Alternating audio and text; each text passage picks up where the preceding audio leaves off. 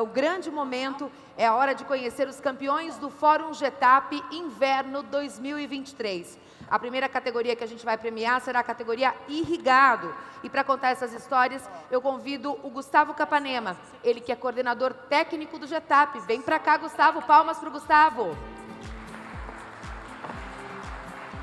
Bom dia, pessoal. Bom dia, Suelen. Bom dia. Queria começar primeiro agradecendo ao pessoal dos nossos patrocinadores que estão a campo, que estão indo atrás dos produtores para participar desse evento. Agradecer também aos produtores que, se eles não topam esse desafio, não teriam esse evento. Então, fica aqui meu agradecimento. E eu acho que agora chegou o momento que a gente enrola. Então, desde maio, que tivemos as primeiras colheitas, até hoje, tem muito chão, né? Muito chão, então, isso que eu ia falar. Esse é um momento de celebração e de muito glamour, né, Gustavo? Porque só você e eu também, que já fui muito para campo, a gente sabe como é suado, como é difícil, né, fazer todas essas medições. E ainda bem que deu certo, que a gente teve altos níveis de produtividade. Isso, e fica aqui também meu agradecimento ao pessoal da Somar, porque eles fazem essa auditoria e fazer 129 auditorias num período de tempo tão curto, com tanta eficiência em diversos lugares do Brasil, não é fácil, então fica meu agradecimento. E também a ideia agora é valorizar esses produtores que, mesmo com as diversidades, com os problemas em campo, conseguiram obter esses números que a gente vai passar aqui agora, né? Todo mundo que colhe qualquer saca de milho, com os desafios que a gente tem, já é um campeão, né? Mas a gente traz aqui os três ganhadores nacionais, né? Sem dúvida, e é muito bacana a gente falar em mais de 180 sacas por hectare. E quando que a gente imaginava que isso ia acontecer, né? Se a gente fala há 10 anos e falar em 180 sacas, a pessoa ia achar que você estava pinel, né, Gustavo? E quando a gente viu os números que o professor Sérgio apresentou em relação aos números da Conab, o que a gente apresenta aqui, e conversando também com o pessoal no jantar de ontem e hoje, a gente vê que são talhões que não foram necessariamente preparados para ganhar o concurso. É um talhão que o produtor cuidou da maneira que ele iria cuidar e teve essa auditoria. Então, a gente vê que é possível e essa é a ideia, trazer esses níveis produtivos cada vez mais para cima. Vamos, então, aos ganhadores da categoria Irrigado? Vamos lá e fica o suspense aí, né? Quem será? Quem será? Vamos ao terceiro colocado? Terceiro colocado da categoria Campo Irrigado, Décio Lopes, com 184,1 sacas por hectare. Palmas para o Décio. Vem para cá, Décio. Vem para cá que esse é seu momento. Representando aqui, tá o Guilherme, tá o Bruno. Quem pode mais subir vir todo mundo, representar? pode Se vir para quiserem receber o prêmio. O Elvis. Pode chegar aqui. Palmas novamente para o Décio Lopes, de Presidente Olegário, 184,09 sacas por hectare. Parabéns, pessoal, parabéns. É uma produtividade ímpar.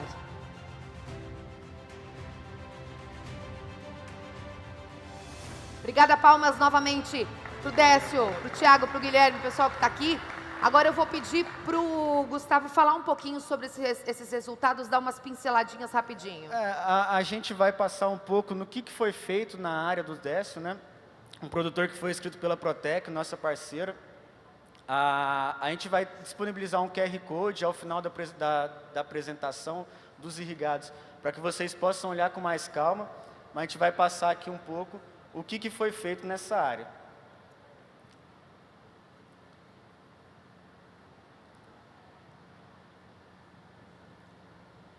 A gente começa aqui, né, com essa produtividade de 184 sacas por hectare, e a gente vai começar do início, né?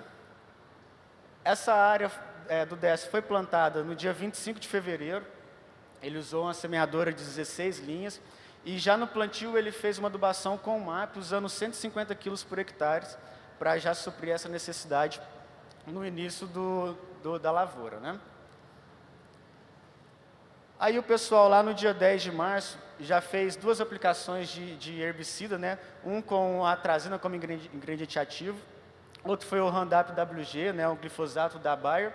E aqui eles já utilizaram o que está vindo a ser um parceiro do produtor já é uma realidade, que é o uso de biológicos, né? Então, eles fizeram um uso de um on-farm de Bovéria para auxiliar no combate das pragas já no início, né? Porque essa junção de biológicos e químicos, a gente já está vendo que é uma realidade e está sendo um sucesso. Depois disso, no dia 20 de março, realizou 3 aplicações de inseticidas, uma com 1,5 litros por hectare de metomil, uma com 0,07 quilos por hectare de fipronil e utilizando, dentro da mistura, o acefato. Além da proteção de cultivos, também já vemos a preocupação na adubação da área, né? Então, eles utilizaram 0,2 quilos por hectare de ácido bórico, já dando uma atenção maior aos micronutrientes, né, com manganês, com cobre, usando o produto do nosso parceiro ICL, o Profal molibdênio. Então, já mostrando o que o professor Césio falou sobre a importância dos micronutrientes na cultura do milho. Depois disso, ele repetiu esse mesmo manejo no dia 3, com as mesmas 3 aplicações de inseticida, e mais uma vez realizando essa aplicação do ácido bórico, do manganês, do cobre e do molibdênio com o Profal molibdênio. Aqui ele fez um complemento, já fez a primeira aplicação de fungicida no dia 10 de abril, usou o nativo da Bayer, as mesmas 3 aplicações de inseticida com metomil, fipronil e o acefato, e mais uma vez preocupando com os micronutrientes nessa aplicação, com ácido bórico, manganês, cobre e o Profal molibdênio. Repetiu novamente, já fez a segunda aplicação do nativo, 2 aplicações de fungicida nessa área, repetindo os inseticidas e o mesmo manejo para nutrição. Com isso feito, um manejo enxuto, o Décio, o pessoal lá colheu no dia 3 de agosto, chegando na produtividade de 184 sacas por hectare, um resultado impressionante com um manejo enxuto e preciso. Então, fica aqui mais uma vez o parabéns para o pessoal da Fazenda DME, lá de Presidente Olegário, e queria mais uma vez palmas para o Décio e o pessoal que Por favor, produziu. uma altíssima produtividade.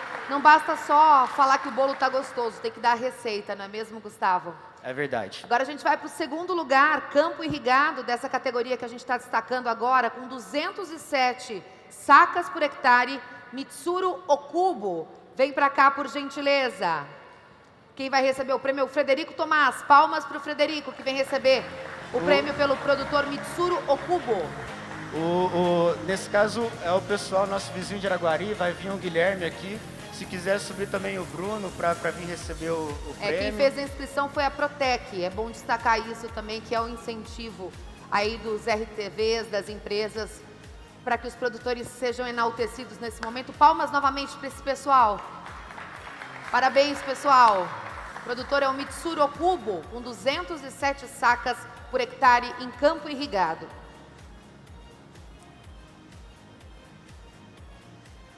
Palmas novamente, muito obrigada, pessoal. Parabéns, parabéns.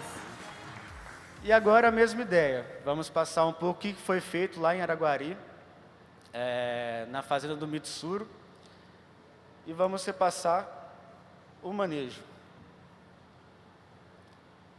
Então, 207 sacas por hectare não é todo dia que a gente consegue esse resultado, e tem que ter alguma coisa diferente para ter chegado nesse patamar, né?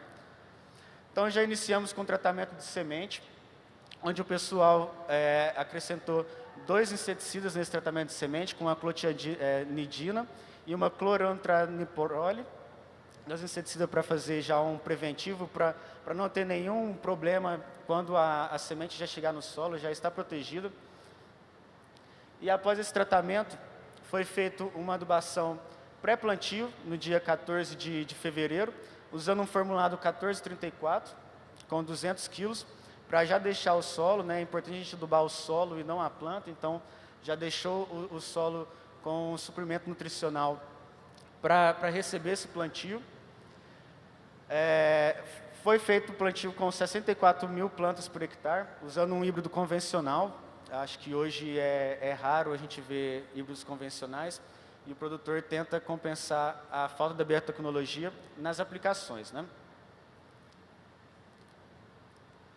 Então, após isso, no dia 24 de fevereiro, tivemos 3 aplicações de inseticidas, com metomil, com teflubenzuron e o acefato, e também já mostrando, mais uma vez, o uso de biológicos na lavoura.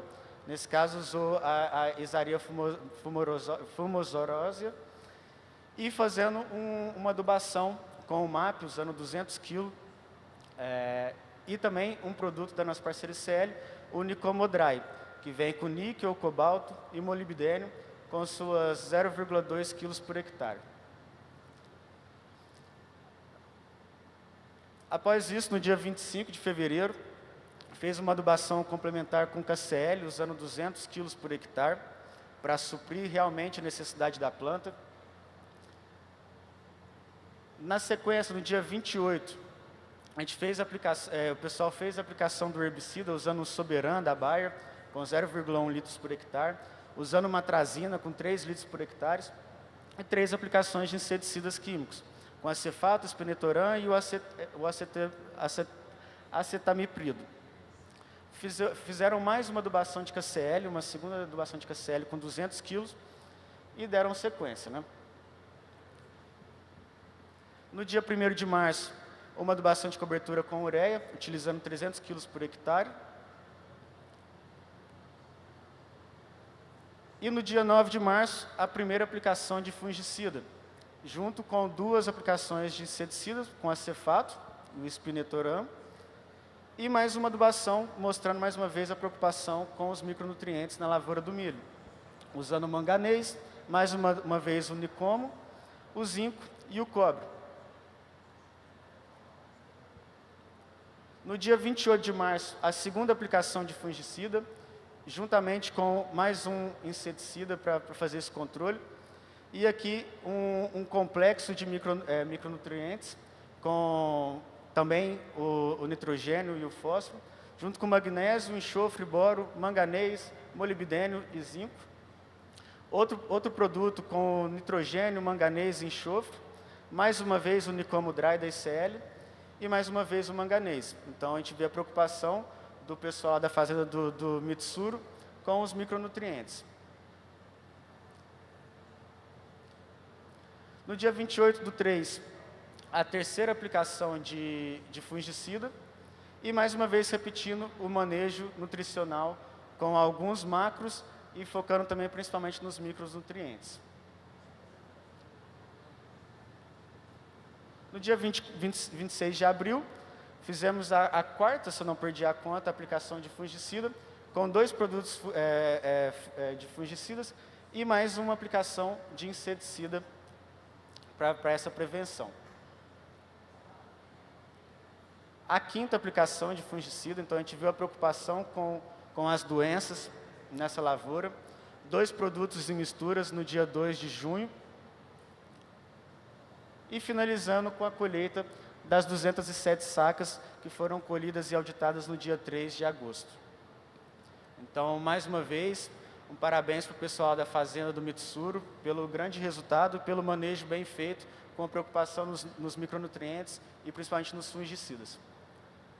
Perfeito, agora a gente vai para o primeiro lugar, né? Momento tão esperado da categoria Campo Irrigado, quem será? A marca foi 214,6 sacas por hectare. Primeiro lugar, categoria Campo Irrigado, João Michels. Parabéns, palmas para o João. O João não pôde vir, não pôde comparecer, mas o Frederico Tomás está aqui para receber o prêmio das mãos do Gustavo. Vem para cá, Frederico. Vem todo o pessoal, pode chegar. Vamos lá, palmas para eles, pessoal. Parabéns. Parabéns.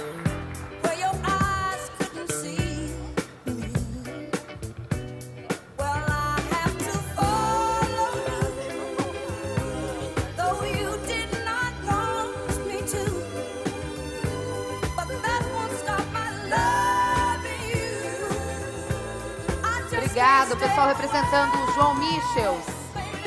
Muito obrigada, pessoal, parabéns. Categoria campo irrigado, 214,6 sacas por hectare. Quando você vê esse número, você pensa o quê, hein, Gustavo?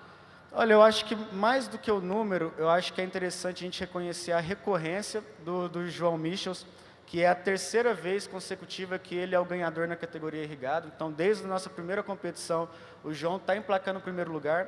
Então, mostra que não é por sorte.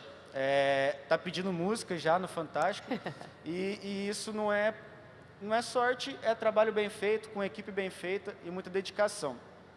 E para isso, agora a gente dá uma olhada no que foi feito do manejo do João. Exatamente. Lembrando que a gente vai disponibilizar esse raio-x aí desse sucesso, né, de todos os ganhadores, de todos os 6 ganhadores, tanto de campo irrigado quanto campo sequeiro. Vamos lá, Gustavo. Perfeito. Então, o que eles fizeram para chegar nessa produtividade de 214 sacas por hectare? Um inscrito da Bayer, desde o início sendo inscrito pela Bayer e emplacando aí o tricampeonato na categoria irrigado do milho inverno. Iniciando com o tratamento de semente, onde eles usaram o produto da Bayer também, um Cropstar com 0,3 litros por hectare para esse tratamento de semente, para a semente chegar a campo sem nenhum susto. Então, tivemos um pré-plantio com o formulado 4,29,10, usando 265 quilos por hectare, para fazer esse preparo do solo. O plantio foi feito no dia 18 de janeiro, usando o híbrido da Grosseries 8701 Pro 3. Eles utilizaram uma população de aproximadamente 62 mil plantas por hectare. Semeou no dia 18 de janeiro, usando uma adubação de KCl, 120 quilos por hectare, lá na linha de semeadura. Depois, em V2, eles fizeram a primeira aplicação para uma adubação de cobertura com o sulfato de manganês, usando 1 litro por hectare. Em V3, eles repetiram o sulfato de manganês com 1 litro e também uma adubação de cobertura de ureia com 400 quilos por hectare para nutrir essa demanda de nitrogênio. Em R2, mais uma aplicação de sulfato de manganês, dessa vez com 6,5 litros por hectare. E chegando numa aplicação em R3 com um fungicida, uma aplicação de fungicida, e uma adubação complementar de ureia com 50 quilos. A área foi auditada e colhida no dia 7 de julho, chegando nesse resultado de 214 sacas por hectare. E a gente vê que é um manejo também enxuto, que vai estar disponível para vocês ao final com QR Code. E vale reconhecer mais uma vez o tricampeonato do João Michels aqui no Getap. Vale palmas novamente para o João. Parabéns, João. Parabéns a todos os campeões da categoria irrigado. E agora a gente vai fazer um momento tete a tete. Vamos conversar. Qual é a receita desse bolo? Como é que eles chegaram a esses altos níveis de produtividade? Então eu convido os nossos campeões a participarem conosco, enquanto o pessoal da produção coloca aqui os banquinhos. É um painel para eles compartilharem com a gente aí o sucesso, né? Como é que foi feito esse manejo, o que foi investido para que esse manejo fosse bem executado. Será uma oportunidade única de aprender com os melhores. A gente vai fazer um pouquinho diferente do que a gente fez na última edição. A gente, claro, que gostaria de ouvir todo mundo, RTVs, né, e todos os produtores, mas a gente vai chamar um representante de cada ganhador, porque fica mais organizado, né, fica mais dinâmico. Para me ajudar aqui no palco, eu gostaria de chamar o Anderson Galvão, para que ele componha aqui o painel comigo. Palmas para o Anderson novamente, que volta ao palco do Getap.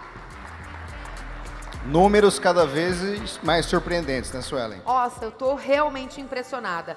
Além do Anderson, eu queria chamar o professor Césio. Professor, por gentileza, vem aqui ajudar a gente a entender melhor esses números. Anderson, acho que você fica na ponta, eu vou pedir para o professor Césio ficar no meio e a gente divide os ganhadores. Obrigada, professor, mais uma vez.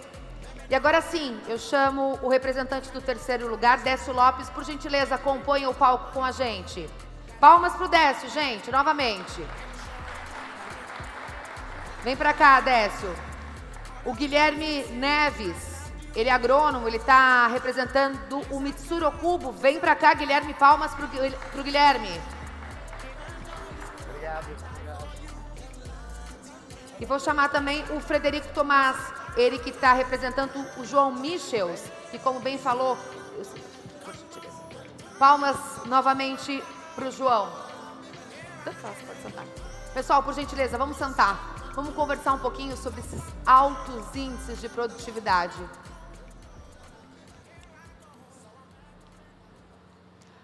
Anderson, eu acho que o Gustavo falou uma coisa que me chamou bastante atenção.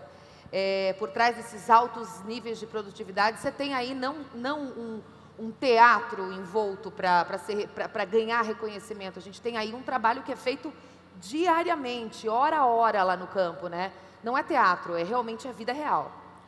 Sueli, eu acho que esse é o grande elemento da produção agrícola e da produção agrícola moderna, né? No final, o que os agricultores de diferentes tamanhos, diferentes portes produtivos fazem é reger uma orquestra.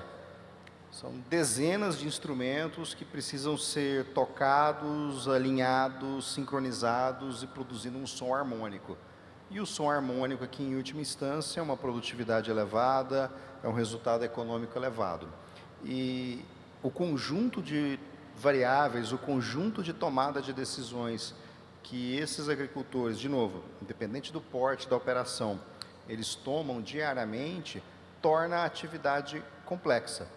Um pequeno desarranjo aqui ou acolá pode sim resultar na perda de 10, 15, 20, 30 sacas de milho por hectare, que no limite pode ser a diferença entre o lucro e o prejuízo. Perfeito. Frederico, agora fala um pouquinho em nome do João para a gente, como é que é receber pela terceira vez consecutiva o primeiro lugar da categoria Campo Irrigado. Bom dia a todos. Bom dia. É uma satisfação muito grande e literalmente uma colheita de resultados, né? A gente estava conversando com a RT, com a Gabriela, e esse prêmio ele não foi feito de 2019 para 2020, 2020 para 2021. O resultado ele são décadas de trabalho. É muito importante frisar, o João, falando por ele aqui, não é de hoje que ele já vem desenvolvendo tecnologias, por exemplo, de apreensão de carbono com palhada nos pivôs. Então, é um trabalho que vem sendo realizado gradativamente com o objetivo máximo de não só ser premiado, mas de ter eficácia, ter eficiência na produção. Agora, Guilherme, você representa o Mitsuru. Conta pra gente como é que funciona a cabeça do agrônomo quando ele vai convencer o produtor rural, né, de todas essas técnicas que precisam ser aplicadas para esse resultado. Então, primeiramente eu queria agradecer de estar aqui hoje, agradecer a todos do evento, agradecer ao professor César, foi meu professor. Então, nós temos na fazenda um diretor, Ricardo Minoro, que toma conta também da propriedade, também foi aluno do professor César. Então, para convencer tanto o produtor como todos da equipe, a gente utiliza de resultados. Então, quando a gente demonstra os resultados da safra passada e fala, olha, utilizamos este manejo, utilizamos todas essas tecnologias e tivemos resultados. Para a próxima safra, podemos continuar com elas, colocar tecnologias novas, nós temos resultados, temos testes, fazemos experimentos dentro da propriedade e assim a gente vai atingindo esses resultados. Então, é sempre inovando, querendo novas tecnologias. O César falou muito bem do histórico da área. Então, essa mesma área a gente ganhou outra premiação na soja. Ganhamos a Liga da Bayer, a Liga I2X, e na mesma área, por coincidência, a gente resolveu fazer o concurso da GETAP e também atingimos este segundo lugar, que para a gente foi um grande prazer. Agora, Décio, quando o Anderson estava falando, né, de todos os desafios que existem dentro de todo esse processo, você estava balançando a cabeça, concordando, e conta pra gente como é que foi chegar nesse nível de produtividade e o histórico para chegar até lá. Bom dia a todos. Bom dia. Então, a gente, para conseguir chegar nesse histórico, até com uma adubação bem pouca, é por causa que a área era já café antigamente, então a gente nem colocou muito adubo. Era uma área de café. Isso, era de café, recém-arrancado. A soja já veio com uma produtividade muito alta, de 105 sacos por hectare, e aí no milho, a gente viu que foi um ano bom de chuva e tudo, e conseguimos atingir a produtividade. Agora, professor Césio, é uma agricultura puramente de precisão, né? Você pega todos os elementos aí você realmente estuda eles, coloca em prática e tem resultados que a gente está apresentando hoje. É um jogo de detalhes, né? O que nós fazemos hoje dentro da agricultura, nós sempre fizemos, é defender algo que o cliente já pagou. Porque quando o cliente investe numa genética, seja de milho ou de soja, que é milho, ele já pagou por um potencial. Então cabe ao agrônomo tornar aquele potencial real. E Deus tem que te ajudar também, tem que chover, tem que ter sol, né? Existe uma lei muito famosa na nutrição, a lei de Liebig, 1800 alguma coisa, que diz o seguinte: a produtividade é um barril de 16 tábuas, que são os 16 nutrientes. Quando você passa isso não só para a nutrição, mas para a fitotecnia, esse barril tem mais de 1000 tábuas. Qual que é de menor altura? Isso que é difícil quando nós enfrentamos um paciente que não conversa conosco, a planta. Porque sempre a vida do outro é mais fácil, né? O médico trabalha com o paciente, nós, na maioria das vezes o cara pode ser arrogante o tanto que for, doente ele é humilde. E ele conta para o médico as loucuras, as peripécias que ele fez, facilita muito o diagnóstico. Quando você chega numa planta e ela está gritando com você numa deficiência de manganês. Eu já cheguei no produtor, estava deficiente de manganês. Claro, o que nós vamos fazer? Corrigir. Depois que passou aquela emoção, eu falei, o que nós perdemos? Dava para você fazer 10 aplicações de manganês e ainda ajudar a instituição de caridade. Então, jogo de detalhes, né? Perfeito, professor. Agora, Frederico, conta pra gente, eu quero saber dos três, obviamente, o principal desafio que hoje o produtor de milho enfrenta para conseguir ser sustentável, ter rentabilidade e alta produtividade, como é o caso do teu cliente. Então, na verdade, a gente faz parte da equipe lá, não é um cliente nosso, né, eu faço parte da equipe. E a dificuldade, eu acredito, de todo produtor rural hoje é leis trabalhistas, mão de obra especializada, custo alto de produção, variabilidade de preço para comercialização da safra, armazenamento, pragas, e a gente pode listar aí várias coisas, mas concordo aqui com o Celso que tem que ter muita fé, tem que acreditar em Deus. Essa semeadura da soja lá agora desse ano, nossa, é por fé, porque o que choveu em novembro... Clima, é isso que eu ia falar, né, Frederico? Clima. É um fator crucial. O que choveu em novembro na fazenda foram 30 milímetros no mês de novembro até o presente data. Isso é chuva de uma tarde de um registro. Então, são vários intempéries, né, desde da produção a climáticos. Mas eu creio que com a visão e o planejamento de sempre estar evoluindo, e eu falando aqui pelo João, né, que é o proprietário do grupo, a capacidade de transformação e as adequações tecnológicas dentro de uma agricultura hoje, ela tem que ser diária. Se o produtor não tiver a mente aberta para estar se transformando todos os dias, esses resultados vão ficar mais difíceis de acontecer. Obrigada, Frederico. Frederico esclarecendo aí que ele faz parte da equipe do Décio, né, que ganhou pela 3ª vez. Anderson, você queria falar alguma coisa antes do Guilherme falar? Acho que só um comentário em cima dos pontos que foram ditos aqui pelos 3 produtores, é que no final tem o tema de conversar com a planta, como o professor Césio colocou, e tem também um elemento de conversar com o capital financeiro, o capital econômico. A agricultura, gente, não é uma atividade barata, não é uma atividade simples, e retorno ao capital investido, em última instância, é onde todo mundo está buscando. A gente, obviamente, quer uma agricultura sustentável, quer uma agricultura produtiva, mas uma agricultura que remunere capital. E remunerar capital está essencialmente vinculado a alinhar esses pontos que foram discutidos aqui, de forma que você, de fato, remunere capital, uma empresa saudável, uma empresa rentável, ela reinveste no ano seguinte, e isso é, sem dúvida alguma, um ponto que faz parte permanente dessa engrenagem de busca de produtividade e eficiência. Vou jogar rapidinho para o Guilherme e para o Décio aqui, porque eu vou abrir para perguntas. Quem quiser participar vai poder participar depois que o Guilherme responder a respeito das principais dificuldades encontradas no campo para chegar a esse índice de produtividade. Então, aquela frase que a agricultura, a fazenda é uma fábrica a céu aberto, então daí já começam as nossas dificuldades. A gente não sabe como que vai ser a próxima safra, se por exemplo, um El Niño, ele vai ser tão forte como está sendo esse ano tão difícil, se vai ser um Laninha um pouco mais tranquilo, como que vai ser.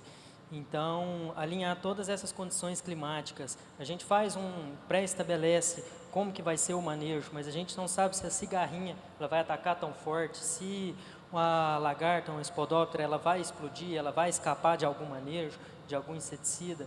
Então, esse acompanhamento, às vezes, ele é um pouco dificultoso, é um pouco trabalhoso, alinhar toda a equipe, as aplicações, as datas certas das aplicações. Então, acredito que a dificuldade ela seja traçar esse manejo e realmente colocar ele em prática de forma bem assertiva, porque na teoria é bem tranquilo, vamos fazer um acefato, vamos fazer algum fungicida, vamos fazer em V6, em V4, mas chega na hora de aplicar, às vezes está chovendo, às vezes não está, então traçar esse manejo na prática, ele é um pouco dificultoso. Décio, na tua opinião também o clima é aí o agente que mais confunde o produtor na hora de fazer essa agricultura precisa? Com certeza o clima hoje é o principal aspecto que está tendo. Por exemplo, agora no nosso plantio de soja, a gente já teve que replantar várias áreas por causa que dá uma chuvinha e para e fica 30 dias sem chover de novo. E para isso a gente tenta fazer o manejo mais enxuto possível para não correr nenhum risco. E é tudo que eles falaram aí. Pessoal, queria pedir palmas mais uma vez para os nossos 3 ganhadores e agora abrir para perguntas, também para o Anderson, também para o professor Césio. Fiquem à vontade. Quem tem pergunta para a gente? Vamos lá. Karina vai levar o microfone. Gente, sem vergonha, estamos entre amigos. Vamos fazer pergunta para o pessoal aqui. Vamos lá, quem se habilita? A gente tem aqui, por gentileza, identifique-se seu nome, quem você representa e para quem você dirige a pergunta. Obrigada. Bom dia, Só um minutinho. Anderson e todos os organizadores, parabéns pelo evento. Professor Césio, sempre um prazer te escutar. Parabéns a todos os ganhadores, produtividades incríveis. Parabéns aos patrocinadores e apoiadores que fazem tudo isso acontecer. Acho que a gente teve uma aula aqui, né, principalmente do professor Césio, sobre detalhes. Como é que a gente faz realmente para não esquecer de tudo isso, principalmente num ano que nem esse, que está tão desafiador pensar na segunda safra de milho? Como é que a gente leva melhor essa mensagem para os produtores? Obrigado. Desculpa, seu nome, por gentileza. Itamar, da ICE. Itamar. Muito obrigada pela pergunta, Itamar. Professor. Itamar Prada Neto foi nosso aluno, uma satisfação, né? Parece que os seus cabelos estão mais brancos que os meus, Itamar, ou não? Foi um brilhante. É a luz, é a luz. Foi um brilhante aluno, é uma satisfação tê-los aqui, né? A pergunta dele é dos detalhes, é um jogo de detalhes. E esses dias eu comentava às vezes nós queremos, no ano difícil, economizar em coisas que não podemos. Primeiro é genética, né? O que adianta você dar um bom arreio a um cavalo ruim? Quando já começa mal, né? Proteção de folhas. Eu digo que eu falo, eu vou economizar uma aplicação de fungicida. Fungicida é em torno de 4% do custo de produção de uma lavoura. Você vai comprar uma picanha e economizar no sal. A par de nutrição, a par do equilíbrio, né? A par dos micronutrientes, quanto custa esse equilíbrio? Então, nos anos difíceis, são os anos que às vezes nós vamos ter as grandes oportunidades. Anderson entende de preço. Eu não esqueço de 2014. 2014 foi um ano horroroso, o verão foi horroroso. Entramos por 15 desmotivado.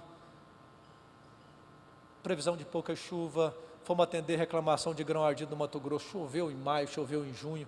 Então, não podemos desanimar nunca, né? Então, não podemos esquecer desses detalhes. Obrigada, professor. De quem é a próxima pergunta? Vamos lá, pessoal, vamos participar. A gente está aqui para isso. Estão aqui os melhores da categoria campo irrigado.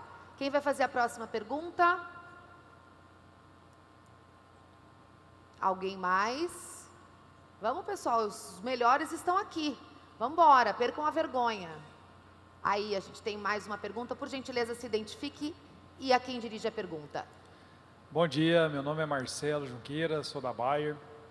E a minha pergunta pode ser para os 3 agricultores e pensar assim, o que eles estão pensando em fazer diferente ou mudar para o próximo plantio agora, para melhorar e tentar buscar tetos ainda maiores. Obrigada, Marcelo. Pode começar, Guilherme ou Frederico, tanto faz. perdoe o nome? Marcelo. Marcelo, perdão.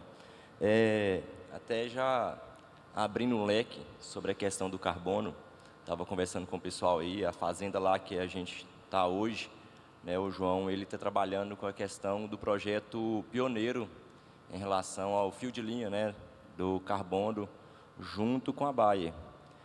Ele até passou para a gente hoje cedo, que é o trabalho dele sendo hoje avaliado de forma pioneira para conhecer o resultado disso que vem sendo feito há 20 anos atrás com o plantio direto e com metodologias de manejo de solo visando essa produtividade.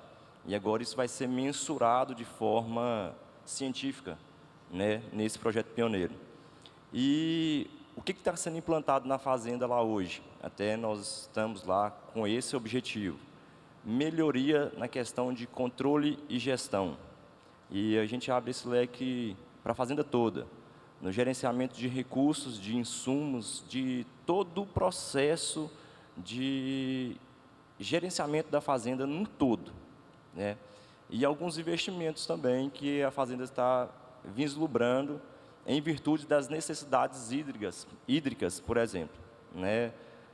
Talvez uma área maior de irrigação, áreas maiores de contenção de água, mas dentro desse propósito aí, principalmente, a gente costuma dizer que não é de reduzir custos, né, mas de otimizar os custos, para que isso se torne rentável e lucrativo para a propriedade. Guilherme, a meta é chegar ao João Michels com 214 sacas por hectare? Esse é teu objetivo para o próximo GETAP? Com certeza, é um objetivo assim desafiador, mas com certeza queremos chegar nessa produtividade e queremos que ele produza ainda mais. A gente sempre vai nos desafiando e isso que cresce a agricultura. Mas a pergunta é muito boa. O que a gente tem traçado hoje na fazenda, a gente tem investido em irrigação. Nossas áreas de irrigação, ela tem tido bons históricos de produtividade, mas é uma irrigação, a gente brinca de irrigação inteligente, porque um ano igual esse, 35 graus, 37 graus, então não tem irrigação que vai colocar um ambiente climático favorável para a planta. Então, como que a gente posiciona essas lâminas de irrigação? Como que a gente traça... Estamos fazendo agora alguns experimentos de produtos na fazenda. Então, a gente tem uma gama muito grande de produtos no mercado. Porém, quantos desses produtos são bons? Então, a gente teve bons históricos de produtos da ICL, que hoje é patrocinante, bons históricos de produtos da Bayer. Então, a gente está colocando na soja esses produtos em teste agora também, de várias outras empresas, e levar tanto para o milho, que boa parte desses produtos a gente utiliza no milho também. E nossas áreas de nosso manejo da soja, todas as áreas de milhos de boa produtividade, tiveram também boas produtividades na soja. Então, a gente está querendo deixar um aporte de nitrogênio grande para o milho. A gente economiza em ureia, economiza em MAP, e traz as boas produtividades para o milho também. Falou muito bem de carbono, então, para a gente ter um salto positivo de carbono no solo, a gente aprendeu que tem que ter altas produtividades, e nem sempre, às vezes, o clima favorece com altas produtividades. Então, a gente está trabalhando também com plantas de cobertura. Então, às vezes, algum antalhão que a gente não consegue trabalhar com, às vezes, um milho segunda safra, ou nem mesmo um sorgo, a gente entra com plantas de cobertura para ter um aporte positivo de carbono no solo. Então, a gente precisa desse aporte de carbono, tanto para sustentabilidade quanto para produção. Então, estamos trabalhando nesse sentido, sustentabilidade e aumento de produtividade. Planejamento, Décio, agora a sua resposta para a pergunta do Marcelo da Bayer. Bom, no meu ponto de vista, a gente tem que melhorar muito ainda no investimento da plantabilidade, que após a escolha do material genético, que é o mais importante para a produção, vem a plantabilidade, que qualquer erro que ocorrer, você perde muita produção no seu ano. E rezar mais para chover mais também. É o que todo mundo quer. Alguém mais tem perguntas? Por gentileza, temos mais 2 participações aqui. Fazemos uma na sequência. Pode se identificar, por gentileza? Eu sou André Torres, sou da Algar Farm, do Triângulo Mineiro. Minha pergunta é para o professor Césio. Primeiro, agradecê-lo, sempre uma honra, professor, te ouvir. A minha pergunta não é tão específica, então vamos lá. Não espero uma resposta também tão específica, porque é um conjunto de informações. Eu plantei um milho no dia 14 de outubro, em Uberlândia, e aí choveu 19 milímetros, a gente resolveu plantar, e eu fiquei sem chuva do dia 30, né, de V2 até V6, e altas temperaturas. Como o senhor falou da importância ali da fase inicial de determinar a produtividade, se o senhor correlaciona isso com algum trabalho de déficit hídrico de V2 a V6 e quanto que isso pode impactar na minha produtividade. E eu fiz 200 quilos de ureia em V2. Primeiro, obrigado pela parceria lá, nós sempre estamos juntos, né? A planta define muito cedo, mas você pode observar que as plantas, o início foi de muito sol. A planta gasta boa parte das energias dela fazendo raiz. Então, se essa planta estava numa condição que ela estava conseguindo trabalhar, as expectativas são boas. O problema é que quando aquilo que retorce e parecer um abacaxi, aí complica muito, porque a planta não consegue produzir os seus açúcares para definir bem esse corpo, né? Tem lavouras dessas que depois nos surpreende lá no final, né? Então, precisa ver o tamanho, o que aconteceu contigo, aconteceu conosco lá, né? Não, no Brasil todo, né? Mas as expectativas vai depender muito do tamanho do déficit que ela teve ali, V3, V4, V5, né? E é claro, uma lavoura bem adubada. Perfeito, a gente tem mais uma pergunta. É um prognóstico difícil, né? Difícil. Só que eu estou achando o seguinte, quem foi sorteado nas chuvas, principalmente soja, vai nos surpreender, é onde produzir. Obrigada pela pergunta, André. Por gentileza, se identifique-se. Oi, bom dia. Bom dia. Rogério Rangel, da Biotrop. A minha pergunta é ligada, aos 3 representantes dos agricultores, em particular sobre a utilização de produtos biológicos. Na citação aqui, do detalhamento dos produtos utilizados, eu vi apenas uma citação de Bovéria para controle de cigarrinha. A gente sabe que o uso de produtos biológicos no solo, no tratamento de sementes ou na aplicação de suco, é crescente e atinge aí quase 50% dos agricultores. Vocês têm experiência com isso? Acho que o Frederico citou aí o aumento do carbono, né, da matéria orgânica no solo. Eu queria saber se vocês fazem uso de produtos biológicos no solo para solubilização de nutrientes, ou para controle de nematóides, ou azospirilo. Por favor, dividam com a gente. Boa pergunta, muito obrigada. Excelente. Obrigado pela pergunta. Nós fazemos sim. Até um entrave que a gente teve que conversar lá com o pessoal da empresa, nós fazemos uso de biológico, de outros aditivos que não foram relatados aí. Nós temos uma parceria com a equipe de assistência técnica, que segue os princípios da Fundação ABC, e aí foi nos orientado a não entrar no mérito de como que foram feitas essas aplicações, certo? E a quantidade e os produtos. Mas nós utilizamos lá o material 8701, já é o 3º ano consecutivo, o primeiro foi 8700, mas utiliza sim, não só no plantio, mas posterior também. A utilização é bem eficaz lá pela recomendação da assistência. Tá joia? Perfeito. Obrigado. Guilherme. Nós também utilizamos, já fizemos, não foi relatado nesta área, mas já fizemos Bovéria em outras áreas. Nós usamos Isária também, bastante, mas esse manejo biológico, ele é sem dúvidas um grande auxiliador para a gente no manejo. Nós gostamos de utilizá-lo. Tanto a Bovéria, Isária, outros inóculos, a gente tem experiência e experiência positiva com esses produtos. Desce, por gentileza. Bom, nós usamos também todos biológicos, o Bacillus aryabhatae, agora que vem com a seca, que ajuda muito, Bovéria, Tricoderma, Azospirilo, que para a gente lá no manejo Se não for consorciado hoje com inseticida, só o inseticida não dá conta e nem só o biológico também não dá conta sozinho. Tem que sempre consorciar os dois. Alguma pergunta a mais, pessoal, para a gente desfazer? A gente tem, professor Sérgio Abud, a gente tem mais duas para a gente encerrar esse painel, tá? Professor, por gentileza. Obrigado, Sueli. Parabéns aos recordistas aí. Alcançar essas produtividades, eu sei que não é tarefa fácil.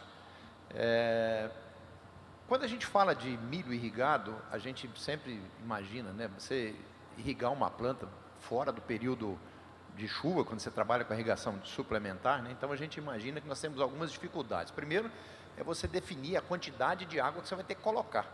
E cada momento tem uma quantidade, né? Depois nós temos problema de outorga. Aí, bom, definimos a lâmina, eu posso colocar, mas aí o horário, dá para fazer? Às vezes você não consegue rodar o pivô e suplementar essa quantidade de água, né? Mas assim, é incrível essas produtividades que vocês alcançam. Eu sei que não é só água, tem uma opção de manejo. Mas divide com a gente, quais que são os desafios que vocês enfrentam e que sugestões que vocês dariam? A gente participa de outros fóruns de discussão, né? Isso é importante para nós trazer. Isso também traz perguntas para a pesquisa, né? Para a gente responder com resposta de pesquisa. Quais são os principais desafios que vocês enfrentam em colocar a lâmina necessária naquele momento? Porque eu sei que vocês têm mecanismo de definir a lâmina, mas e aí para colocar? Quais são os desafios que vocês têm? Obrigada, Sérgio. Frederico, pode começar? Vamos fazer na ordem aqui. Seu Sérgio, obrigado pela pergunta. Nos desafios que eu coloquei no início aqui, eu até citei isso ficando no primeiro, mão de obra. A gente tem problemas lá na fazenda com horário de pivô rodar. Para ter uma ideia, isso é uma experiência vivida dentro da propriedade. Nós não temos acesso à energia na propriedade. Então é gerador. Um gerador com uma bomba toca os 2 pivôs, inclusive o pivô que foi tricampeão aqui. E nós estamos com um déficit hídrico lá terrível em virtude disso. Então nós temos muita dificuldade, né, nessa definição de lambda. Ainda assim, nós temos uma assistência que faz lá toda a medição da necessidade da lâmina em tempo real, né? Tem lá no pivô um aparelho que ele vai mandando informação de acordo com a umidade, taxa de evapotranspiração, temperatura. Então, isso tudo gera um compilado de informações que a gente avalia e verifica a melhor maneira de que isso não interfira tanto na produtividade, mas as dificuldades que a gente encontra lá de dentro da fazenda, eu e a minha esposa, nós moramos lá, às vezes não tem como rodar o pivô na hora que é orientado, às vezes está ventando demais, então tem percas, né? Esse ano agora a fazenda fez um investimento melhor nos pivôs em relação à lâmina de água, eram uns bicos muito antigos, canos de ferro, então foi feito melhor o investimento no pivô, mas as dificuldades elas são inerentes ao sistema, entendeu? Essa questão da lâmina d'água é uma dificuldade. Muitas das vezes eles passam lá, vamos fazer tantos milímetros, 6, 10 milímetros, e a gente não consegue. Esse ano, por exemplo, na safra agora, está muito complexa a situação. Eu posso dizer que esse pivô que foi campeão aqui está com uma irrigação de salvamento no limite, sabe? Ainda está pouco, porque a represa não aguentou, chuva não veio e nós não sabemos como vai ser o planejamento do milho, safrinha lá. Estava conversando com a Gabriela ali, nós vamos ter que quebrar a cabeça para manter isso. Mas é isso. Perfeito, obrigada. Guilherme, por gentileza, depois o Décio. Então, é uma boa pergunta, Sérgio. A gente também tem dificuldade de mão de obra. Os horários, às vezes, alguns pivôs não são automatizados, então a gente tem que ir até o local, ligar. A gente prefere horários noturnos na fazenda por conta da tarifa noturna de energia e também por conta que o solo ele vai passar um maior tempo molhado, com boa umidade. Se a gente irriga, às vezes, no meio do dia, com essas temperaturas 35, 37, se for uma lâmina baixa, pode voltar lá que no outro dia não tem mais umidade no solo, então a evapotranspiração é muito forte. E a maior dificuldade, principalmente do milho inverno, é que a energia na nossa região para o inverno, ela é um pouco mais limitada. Então, como é uma região de de muita lavoura de café, então todo mundo está irrigando no momento, às vezes a energia acontece de cair, então a gente tem que retornar, às vezes se é 8 horas da noite, 9 horas da noite, retornamos ao pivô, aí vem a dificuldade de mão de obra, então temos que retornar, ver se houve uma queda no pivô, se vamos ter que irrigar novamente, se ligar o motor novamente. Então, sem dúvidas, a segunda safra para nós ela é um pouco mais desafiadora, com questão energética e de mão de obra aqui. Décio, vocês dormem em algum momento do dia, não? Vocês dormem em algum momento? Porque é 24 horas ali, né? Não tem como dormir, porque o pivô você liga, aí quebra uma cruzeta 3 horas da manhã, tem que ir lá arrumar, senão fica parado jogando água ainda, aí não tem jeito. E pra gente era muito difícil, antigamente, acertar a lâmina de irrigação. Você jogava água, você olhava atrás, já estava seco. Aí a gente contratou uma assistência, que eles já medem a umidade do solo também, como disse, e nesse aspecto a gente conseguiu agora acertar uma lâmina certa, só que tem os defeitos mecânicos ainda, mesmo com a tecnologia ajudando tudo, os defeitos mecânicos atrapalham muito ainda. Perfeito. A gente tem mais 2 perguntas que o pessoal sinalizou ali, daí a gente vai para as considerações finais para a gente fazer a categoria campo irrigado. Se identifique, por gentileza, e para quem você dirige a pergunta. Bom dia a todos. Bom dia. Parabéns pelos resultados. Sou Thiago Marangoni, queria fazer a pergunta se vocês utilizam plantio em taxa variável e se acreditam que esse é um dos próximos passos para a gente aumentar a produtividade, tanto milho quanto soja. Obrigada, Thiago. Quem começa? Quer começar, Décio, já que você está com o microfone? Bom, a gente ainda não utiliza a taxa variável no plantio, mas é um processo que a gente está querendo colocar agora na fazenda, para começar, pois ajuda muito no aumento da produtividade.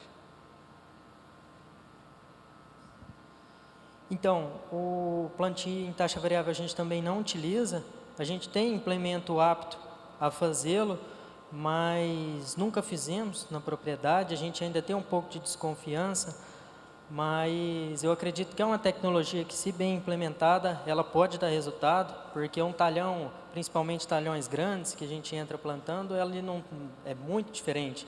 Você pega, às vezes, essas médias aqui dentro do talhão, esse talhão nosso é um talhão de 48, não é um talhão muito grande, mas lá teve área de produzir, às vezes, 215 sacos, e área de produzir 180. Então, você vê que existe uma variabilidade dentro do talhão. Então, acho que uma tecnologia que, se bem implementada, ela pode dar resultado. Por enquanto, a gente ainda não usa, mas a gente pode, daqui a alguns anos, implementá-la na fazenda. Frederico, por gentileza, dê seu relato. É engraçado nessa questão desse assunto que as 3 respostas convertem para o mesmo sentido. Se eu falar para ele que a minha resposta é idem a dele, está correto. Mas a gente faz alguma adubação, taxa variável, mas plantio ainda não 100% para fazer. É igual, as áreas são algumas áreas são muito bem divididas por talhão. A gente tem bastante talhão, então ainda está trabalhando com plantio homogêneo ainda. Mas é uma possibilidade e corroboro com a resposta do amigo. Muito obrigada. Agora a gente tem uma última pergunta ali. Quem tinha levantado a mãozinha para fazer a pergunta? Aqui, ó. Por gentileza. Para a gente ser fiel com o tempo, né? A gente sabe que tem muita gente aqui que precisa viajar à tarde. Vamos lá, se identifique e dirija a sua pergunta, por gentileza. Bom dia. Bom Meu dia. nome é Alessandro Faustino, sou de Jataí, Goiás. Queria fazer a pergunta para o professor Césio a respeito do controle de cigarrinha, que o senhor falou um pouco aí. A gente tem uma dificuldade bem grande ainda para fazer. Qual que seriam os melhores princípios ativos que a gente pode estar usando e intercalando com biológicos para a gente ter um resultado melhor? E qual que é o tempo de uma aplicação entre uma e outra? Alessandro, cigarrinhas é algo que nos desafiou e continua nos desafiando, porque é um jogo de estratégias, né? É quase o curso de agronomia inteiro. Primeiro, a genética. Controlar cigarrinha é algo muito difícil. Eu tenho a impressão que você mata uma cigarrinha, vem 20 para o enterro daquela cigarrinha. É um negócio horroroso aquilo, né?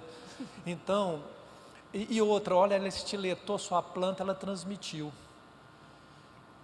Você tem que ter plantas mais felizes, plantas bem mais protegidas com fungicida. Essa planta consegue conviver melhor com o vírus e molicute. Tem 4 elementos importantíssimos em defesa. Todo bom time tem uma defesa boa, né? Exceto o meu, né? O Cruzeiro é horroroso a defesa deles. Mas pensando, potássio, zinco, manganês e cobre levam a planta a produzir as defesas. Você consegue conviver com os molicutes? E a arma química e a arma biológica nos ajuda muito. Nós temos bons produtos. Qual que é a dificuldade dos produtos? Residual curto. Esse é o pepino. Você aplica e fala para o cara, não volta à tarde não, você entra em desespero, porque o residual é curto. Você controla aquela população, mas vem outra. Então está chegando novas moléculas, está chegando um inseticida do grupo 30, que vai nos ajudar muito. Tem residual, mas logo a cigarrinha estiletou, ela perde a capacidade alimentar. E, claro, consorciado com biológico e com os produtos que nós temos aí. Tá? Nós agora estamos testando um produto do grupo 29. Okay? Sueli, é tão bom vir aqui porque eles fazem perguntas, né? Não, é isso que eu ia falar. Esse momento ele é enriquecedor porque dá a oportunidade de quem está nos assistindo também de interagir, né? E eu acho que esse é um dos fundamentos também do GETAP, né, Anderson?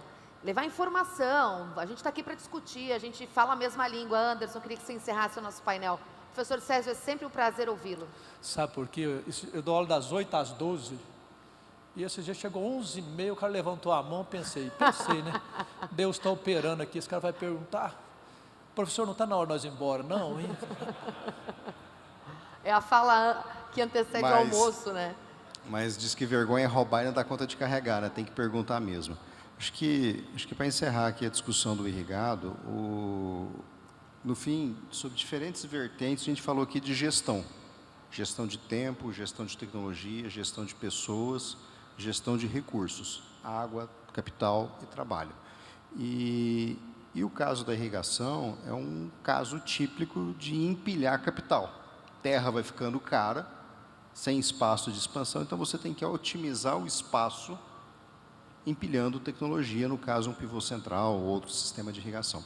Então, acho que eu encerro, primeiro parabenizando, né, porque quem faz o show é o agricultor que chega nesses níveis de produtividade, e dizendo que realmente essa é a grande arte da agricultura aqui. Coordenar todos esses instrumentos da orquestra sinfônica que eu falei aqui na abertura do painel, de forma que o resultado seja sustentável do ponto de vista econômico, agronômico e, claro, da sustentabilidade propriamente dito.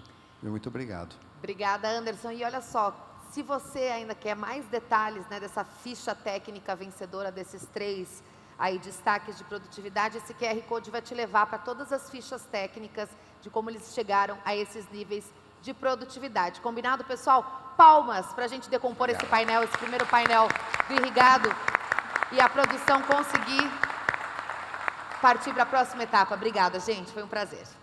Parabéns. Parabéns.